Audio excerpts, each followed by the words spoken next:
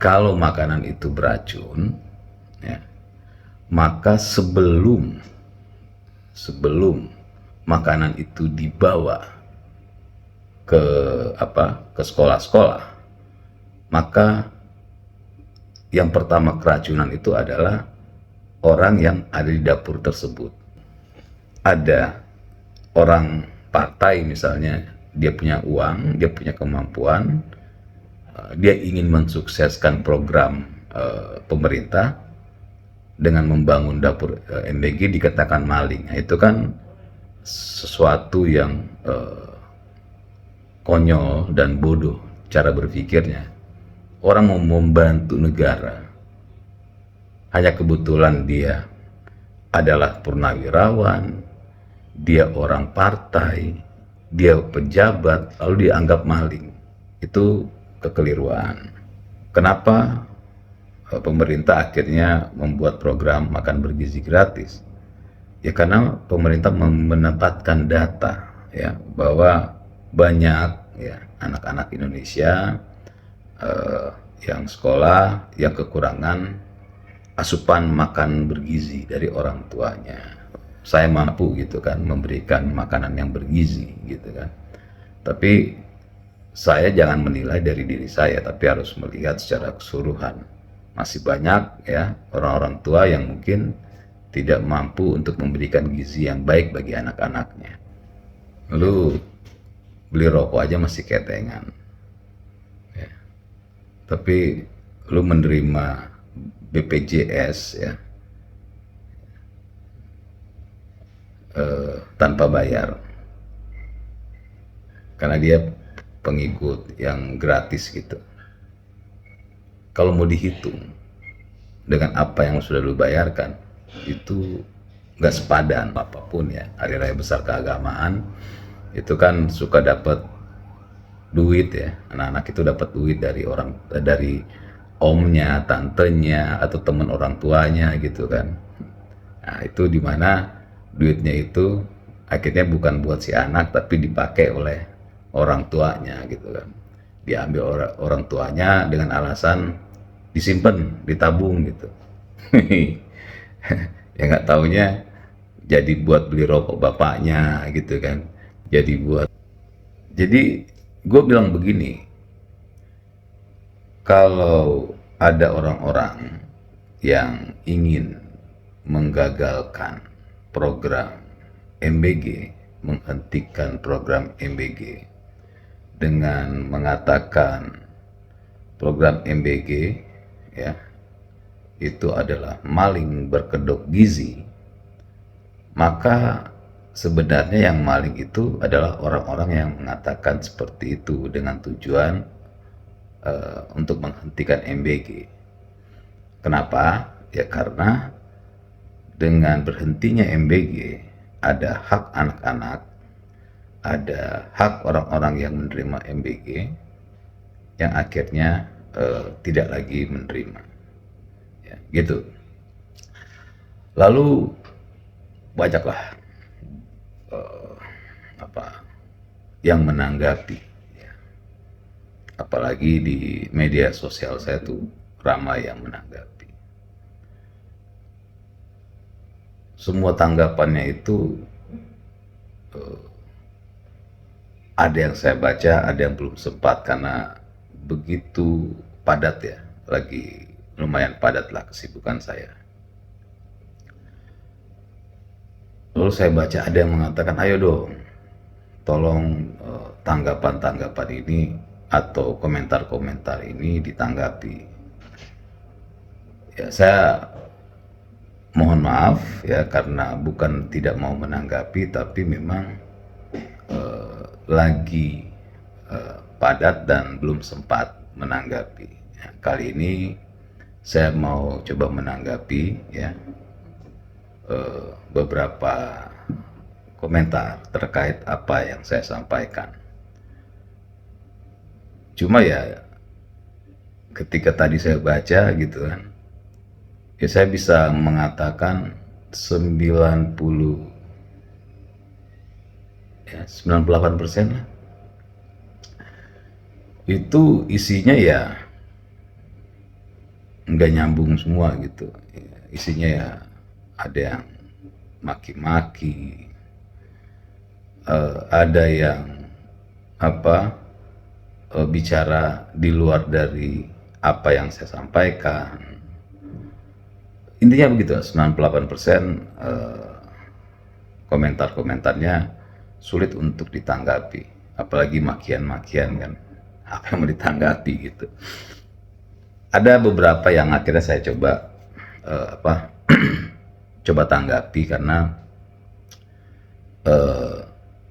mungkin ya bisa menjadi sesuatu yang diketahui oleh beberapa orang yang mungkin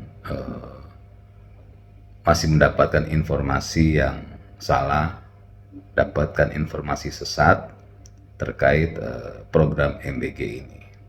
Jadi ada beberapa komentar doang yang bisa saya tanggapi. Coba saya tanggapi ada ya beberapa hal yang masih bisa dijawab sama saya. Pertama, apa ini?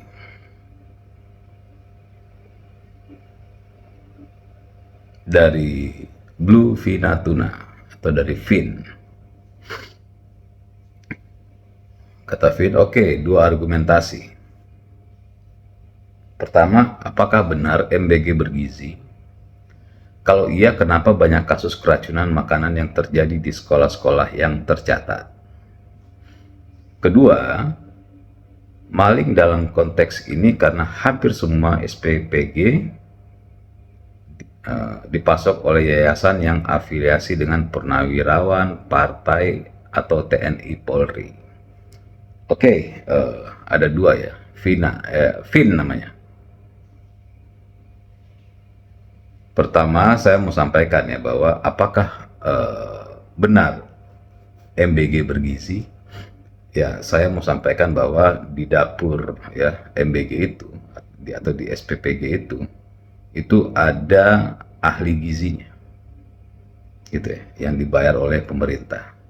Jadi tugasnya itu dia memastikan bahwa makanan itu bergizi, ya, memastikan makanan itu layak dikonsumsi. Jadi ada, bukan nggak ada, ya. Lalu kenapa terjadi keracunan? Nah, ini yang harusnya memang dan sedang diperbaiki. Harus dilihat apakah ya petugas di sana lalai dalam menjalankan tugasnya. Ya, karena saya berkali-kali sampaikan bahwa begini nih, kalau makanan itu beracun, ya, maka sebelum makanan itu dibawa ke sekolah-sekolah, maka yang pertama keracunan itu adalah orang yang ada di dapur tersebut, atau orang yang misalnya si testernya yang di dapur itu. Ya, jadi kalau memang itu beracun, ya, maka yang kena mereka dulu sebelum murid-murid. Nah, kalau sampai itu tidak terjadi tapi murid-murid yang kena, artinya ada sesuatu yang salah. Ya, itu yang harus diperbaiki. Lalu kedua, saya mengatakan keracunan itu sampai ada orang yang begitu makan langsung kena keracunan, itu kan berarti racun, bukan makanan basi, bukan makanan yang salah masak misalnya. Jadi kita selama hidup ini kan pasti pernah makan, terus kita makan sesuatu yang kita makan, wah basi, nggak enak gitu, kita buang gitu, nggak langsung kejang-kejang kita. Lalu kita mungkin pernah makan sesuatu, ya, ternyata di dalamnya misalnya ada lalat misalnya gitu kan, itu bikin kita enak tapi tidak bikin kita keracunan. Ya, jadi ini yang sedang dan terus diperbaiki, sedang diinvestigasi. Tapi yang jelas bahwa banyak juga ya dapur-dapur MBG yang memproduksi dan memberikan makanan yang bergizi ke sekolah-sekolah dan dinikmati oleh murid-murid. Jadi dari segitu banyak ada beberapa hal yang ngaco ya dapurnya itu yang sedang ditelusuri, dan kalau bisa memang harus segera diganti. Jadi ketegasan tentu harus ada, dan saya baca terakhir ada beberapa yang sudah dicopot gitu dapur MBG-nya karena tidak sesuai dengan standar yang diinginkan oleh pemerintah. Lalu kedua, Anda mengatakan dapur MBG ini dipasok oleh yayasan yang berafiliasi dengan purnawirawan, partai atau TNI dan Polri, dan Anda mengatakan itu adalah maling. Nah, ini keliru ya. Jadi gini,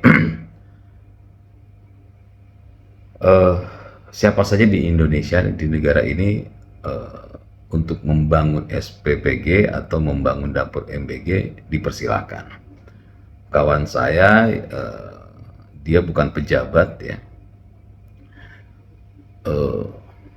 dia bisa kok bikin dapur MBG ya.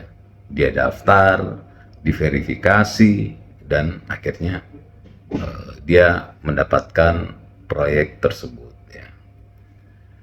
Kenapa saya katakan proyek ya, karena memang itu proyek, itu proyek gitu bagi dia gitu, karena itu menguntungkan kan.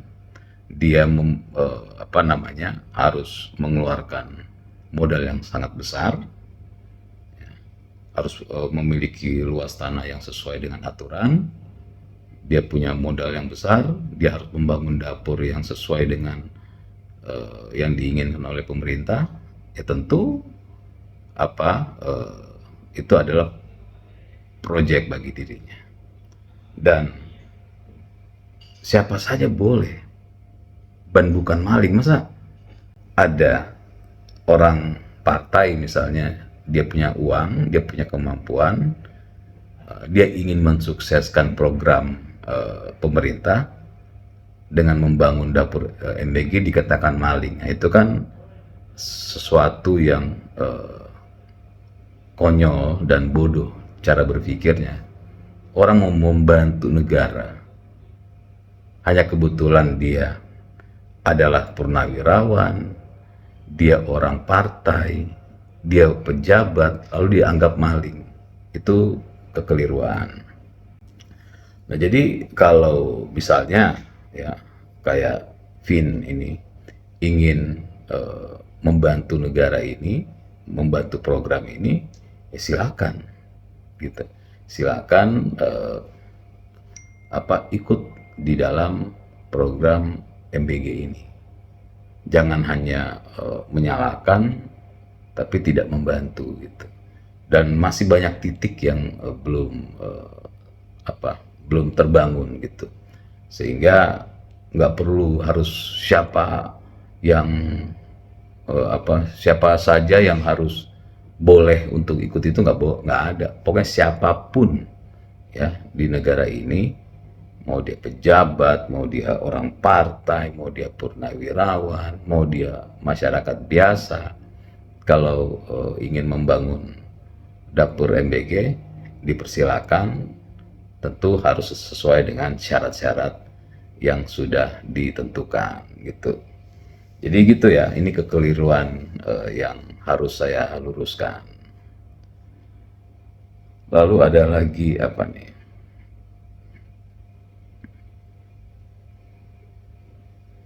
dari Ma'riful, dia bilang, saya sesimpel saja Om. Apakah MBG ini menggunakan data yang valid sehingga dana bisa diaudit, gizi bisa diaudit, menu bisa diaudit, penerima bisa diaudit? Jika bisa, yakin nggak ada yang menolak deh. Ya, apa nih, Mariful, apakah menggunakan data yang valid? Ya jelas, ya. Jadi apa yang ditanyakan oleh Mariful ini di luar dari konteks apa yang saya sampaikan soal urusan maling-maling ya. Jadi ketika orang itu ya ingin membangun sebuah dapur MBG, dia kan menentukan titik. Nah, di titik itu sudah ada dapur MBG atau tidak, ya. Dan sudah ada ketentuan di mana satu titik itu untuk berapa porsi sudah ada. Porsinya itu dari mana? Dihitung dari sekolah-sekolah, ya, data-data dari sekolah-sekolah itu gitu. Jadi kalau mau mau bilang menggunakan data yang valid atau tidak, ya valid, ya kan dari sekolah. Terus apakah bisa diaudit? Ya memang diaudit kan, diaudit dalam arti begini nih, apakah penggunaan sesuai nggak gitu. Toh kelihatan dari misalnya dari 15.000 itu kan, 3.000 rupiah itu sudah jelas kan, itu untuk membayar orang yang kerja, ya, membayar transportasi sana sini untuk mengantar makanan, itu yang 3.000 dari 15.000 per porsi. Ya 2.000 yang itu untuk membayar si yang punya dapur, ya, karena dia sudah menginvestasi tanah, membangun dapur, itu bisa 2 miliar gitu. Tentu dia harus mendapatkan penggantian investasinya dan tentu mendapatkan keuntungan. Mana ada orang mau usaha tanpa ada keuntungan kan. Nah, yang 10.000 ini adalah memang dipergunakan untuk full untuk makanan. Nah, inilah yang akan dilihat dan sangat terlihat kok makanan-makanan yang tidak layak gitu ya. Tentu secara hitungan kasat mata udah jelas ini nggak layak. Nah, itu yang sekarang lagi diaudit, lagi dicek, dan ada beberapa yang akhirnya sudah dicopot haknya untuk mengikuti program MBG ini. Jadi dapur-dapur itu banyak yang sudah dicopot juga, yang bandel-bandel. Jadi gitu ya, Mbak Riful.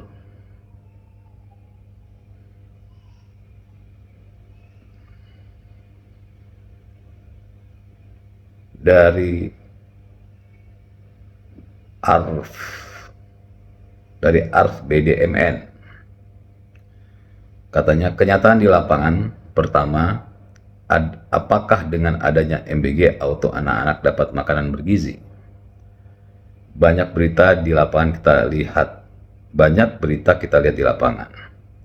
Dua, apakah dengan tiadanya MBG anak-anak tidak mendapatkan asupan bergizi dari orang tuanya?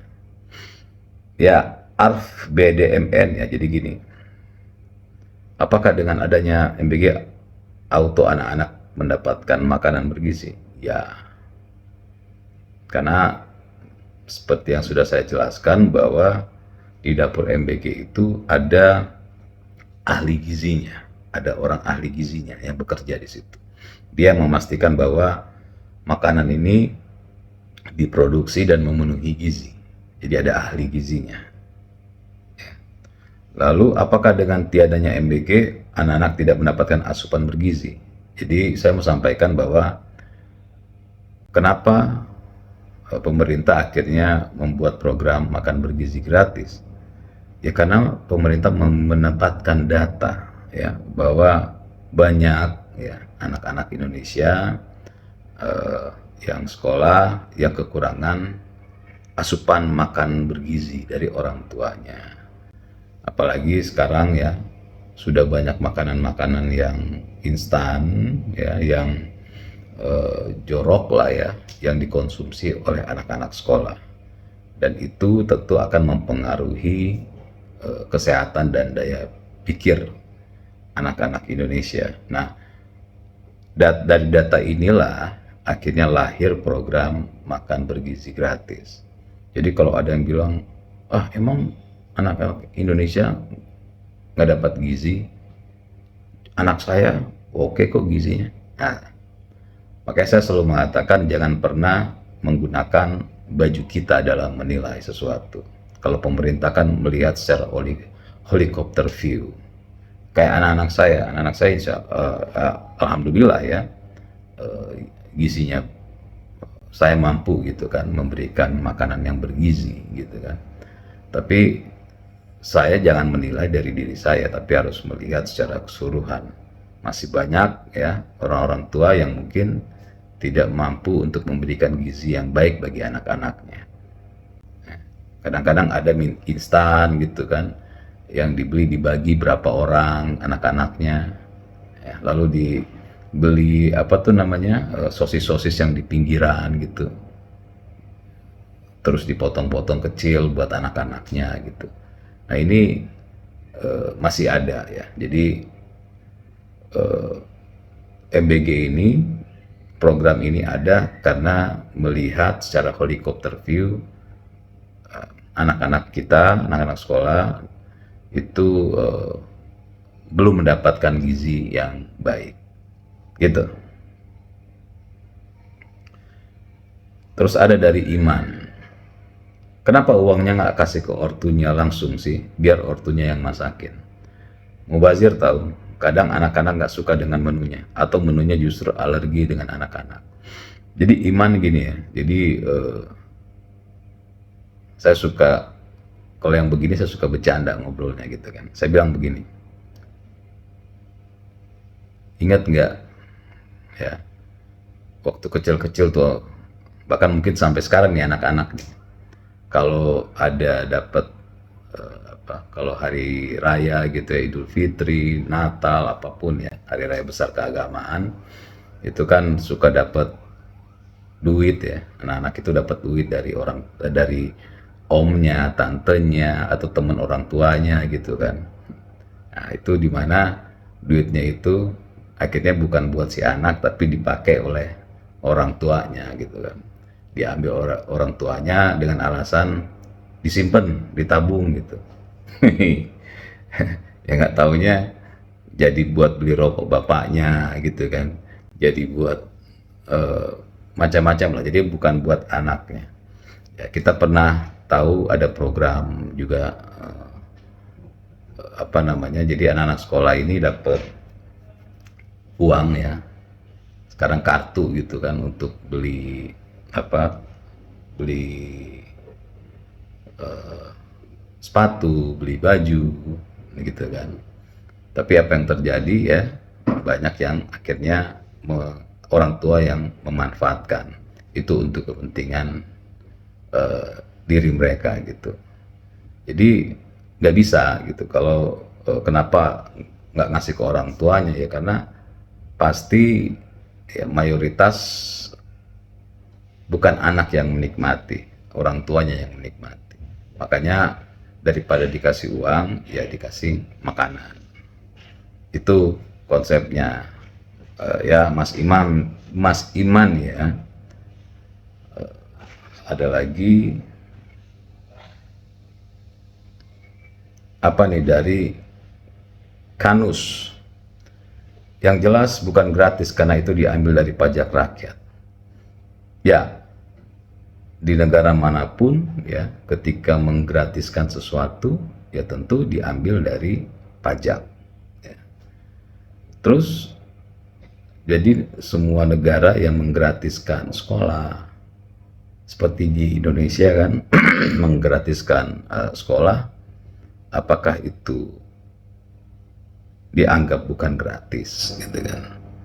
Nah, ini beberapa hal yang salah. Kadang-kadang saya sempat ya berdebat kecil lah dengan ada orang yang bilang begini, wah apa negara ini katanya pakai uang dari saya gitu, sosokan lah, begitulah bahasa-bahasanya. Lalu saya bilang sama dia, emang berapa pajak yang you kasih ke negara? Lu beli rokok aja masih ketengan, ya. Tapi lu menerima BPJS, ya, tanpa bayar, karena dia pengikut yang gratis gitu. Kalau mau dihitung dengan apa yang sudah lu bayarkan, itu nggak sepadan gitu. Jadi sudahlah, saya bilang, nikmati saja, karena memang semua ini, dan di negara manapun yang namanya uang pajak itu ya menjadi uang negara. Nggak bisa mentang-mentang, wah saya bayar pajak lalu saya bisa begini dan begitu. Gitu ya, Kanus. Oke, saya cukupkan dari semua. Jadi begitu banyak komentar yang masuk, hanya ini yang bisa saya bacakan. Ya 98%, mungkin 99% isinya maki-maki. Isinya menuding-menuding, isinya ya macam-macam lah. Yang tidak bisa ditanggapi, ya. Karena untuk apa menanggapi hal-hal seperti itu. Itu saya pikir cukup. Terima kasih.